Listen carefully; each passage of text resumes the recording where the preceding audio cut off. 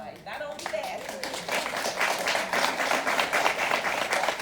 and I'm a proud mom. So she just got 2 scholarships, 4-year scholarships, one to Ringling College of Art and Design and one to Savannah College of Art and Design. Yes, so mother, daughter, and she asked me, what should I say? I was like, we got a few questions from Tanya, but the things that, a couple things, who do we admire the most? And normally it's our family. For me, my mom, I look just like my mom, and Taylor looks like me, so that 3 generations. But my mom was always that classy, elegant woman, and still is. Sharp, dressed to the 9 all the time, hair, nails, everything always done. So I think that's why I started in the industry of image and etiquette.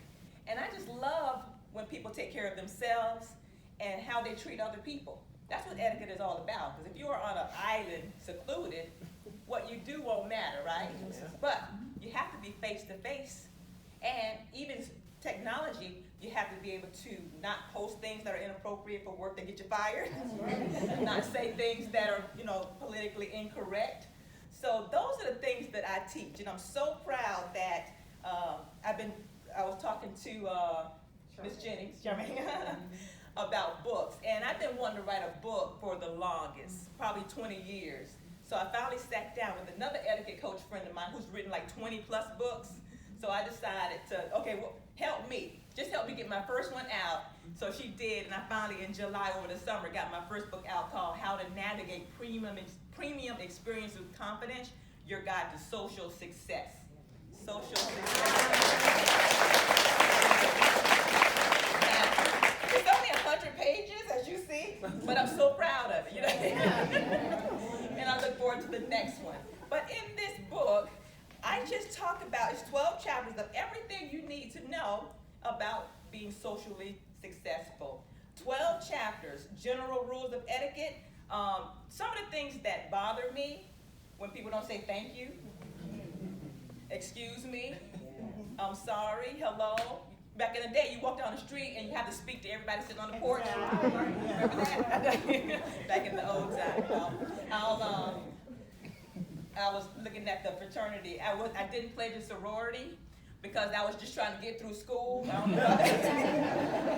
So I was happy I graduated from the University of Florida. Go Gators, any Gators? All right. So I was happy to get out. So if I would have pledged, I wouldn't have graduated. So I I graduated. So I never did pledge. I have tons of friends in all the sororities. I was part of Jack and Jill. Still her last year, she's a senior. So in Jack and Jill, I'm also a link. But I want to help people move from one level of social success to the next. As you do better in life, you want to do better personally too, right? When you go out to eat. So some of the chapters I have in here, etiquette at a family gathering. Don't come empty-handed. Okay? Somebody else hosting, bring something. Ask them in advance, what can I bring? Right? Flowers, ice, pick up some drinks, a dessert, just anything. Offer to help. Or at the end, can I help clean up?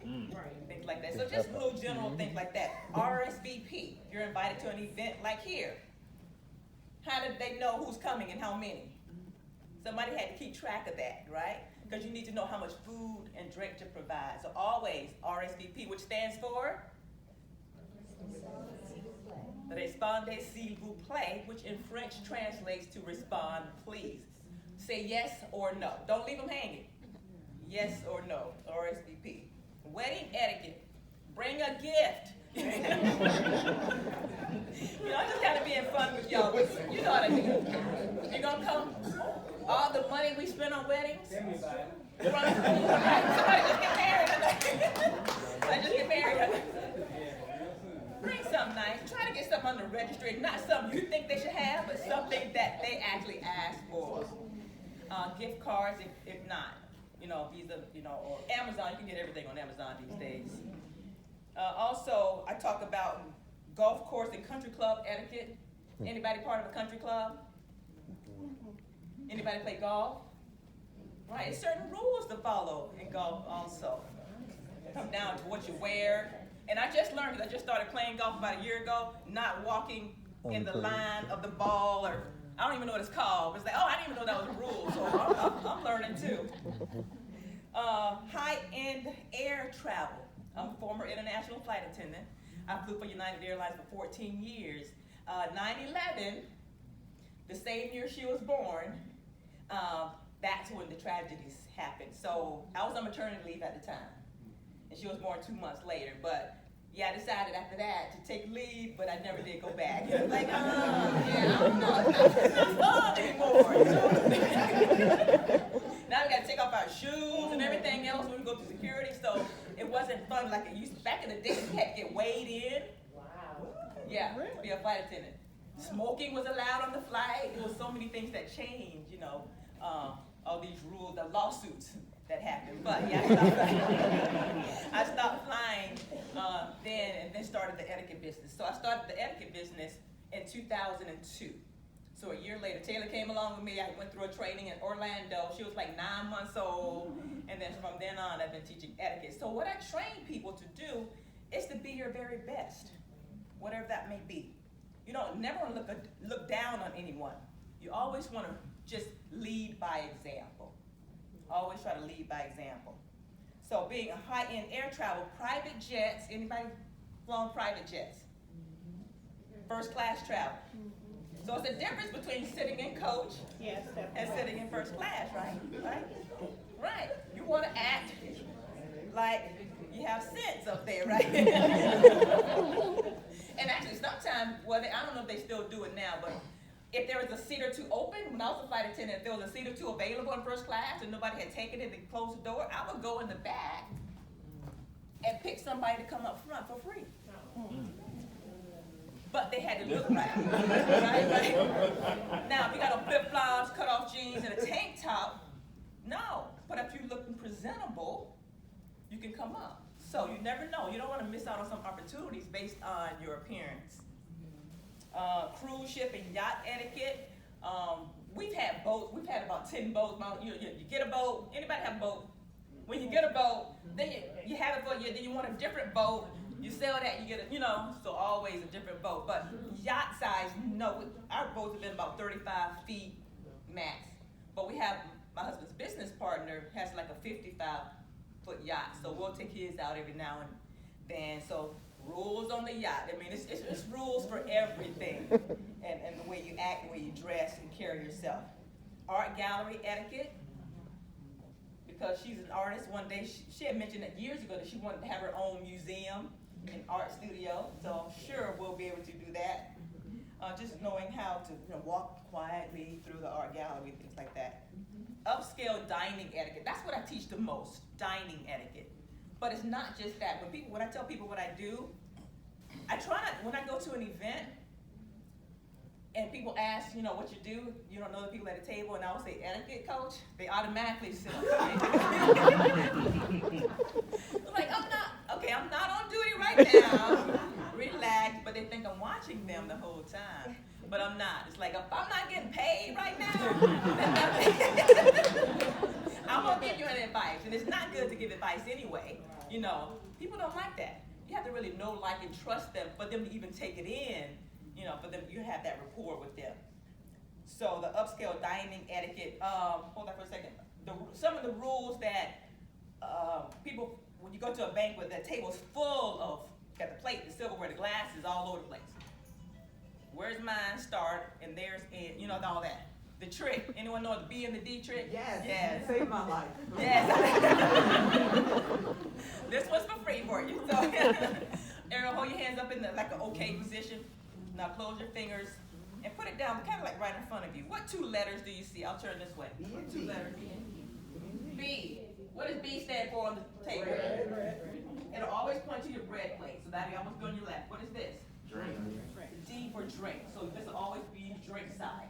Your drink is always going to be on your right. Your bread plate is always going to be on your left. Those are the two things that people get mixed up the most because it blends into the other person's play set. So that's one little trick to help you remember. Thank you. All right. Yeah. Like, oh my God, I didn't know that. Yes. So that's one of the ones that really helps people the most.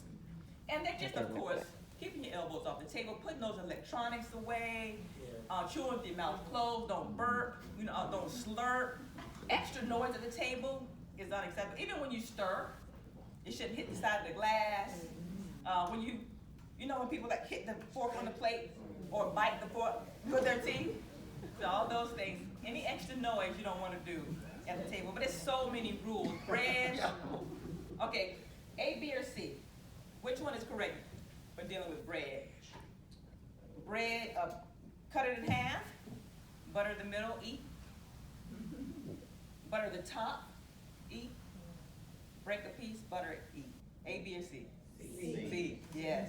And I see so many people do it differently. The correct way, break a piece, butter a piece, eat a piece. Break, butter, eat. One piece at a time. Also, cutting food. Unless you're cutting it up for a 6-year-old or younger, you don't want to cut up the whole piece of meat. Who does that?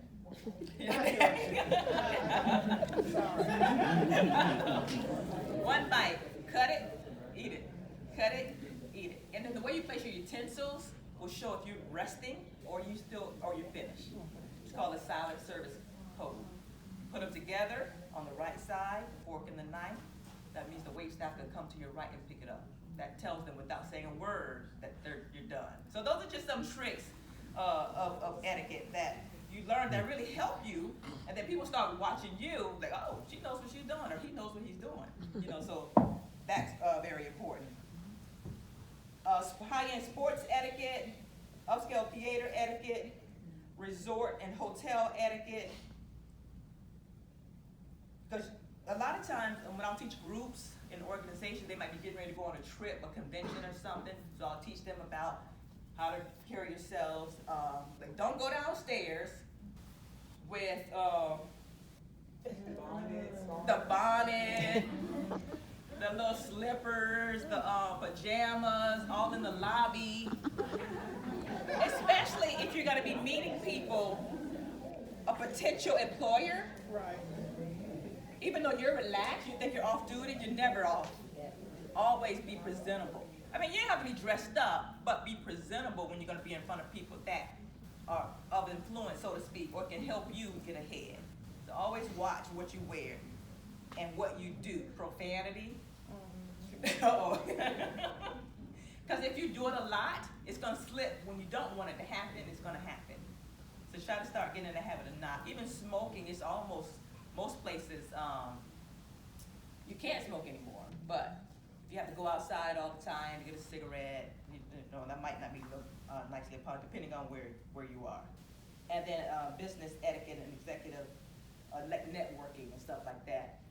The goal when you network is to meet people. Follow up. So make sure that's the most important thing. You get all these cards, you got 10 business cards from people, let's stay in touch, and then you never do. I'm guilty of that too. It takes me a while to get caught up on everything. But make sure you respond back. Write on that card where you met them, and then get back in touch with them. So you always want to make sure you do that. And now I want to have my lovely daughter Taylor say a few things. Who do you admire the most? Oh, you're gonna get mad at saying. My dad, honestly.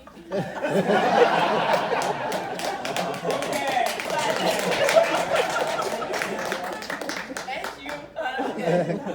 But my dad, he's such a entrepreneurial person, and me on the other hand, I'm very creative. So having that kind of part in my life, like having an entrepreneur versus the creative side, helps me really balance, like, oh, I want to draw whatever I want. No, it's not going to be like that in the industry. Like, you have to be able to make money, be like sustainable, know how to run a business. So he's really important to me. And just having him in my life is really important too, because like it's nice to just have someone supporting you, and you too. But yeah, he's like the little marketing businessman push that I need to be able to sustain the talents that I have. Oh, my art's over there. I haven't seen it already.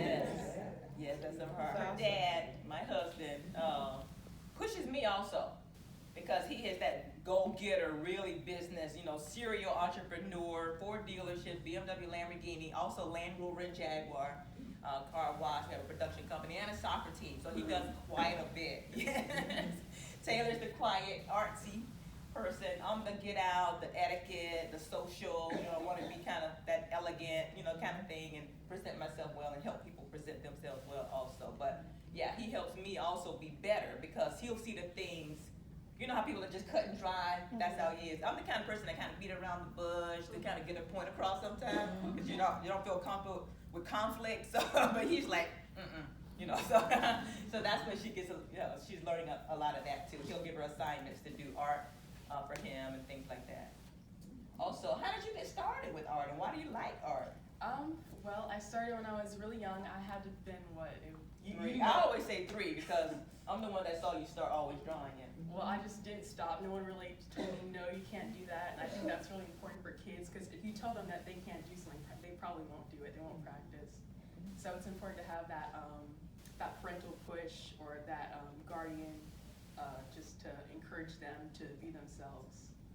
Right, and she nowadays she's winning a lot of contests. And the first thing she'll ask me, because people always ask me, can Taylor draw this for us, our group or organization or whatever it may be, a contest? She'll ask, well, how much does it pay? Which is good, yeah. And now I feel like I'm being her manager because I'm the one making the deals. For her. I'm always posting on Facebook some of her work. Art break of the day. I'll post some of her work. People love it. Oh, I want to buy that. So she'll start to sell quite a bit of her pieces. So we're really, really proud of her over the years. It's winning. But sometimes she's not doing her homework because she's drawing and sketching. So it's quite a bit. So her major illustration and game art when she goes to Ringley, because that's the future. Gaming ain't going nowhere. So digital also, illustration, painting, and then also digital artwork. And what was that third question? What do you want to do when you finish college?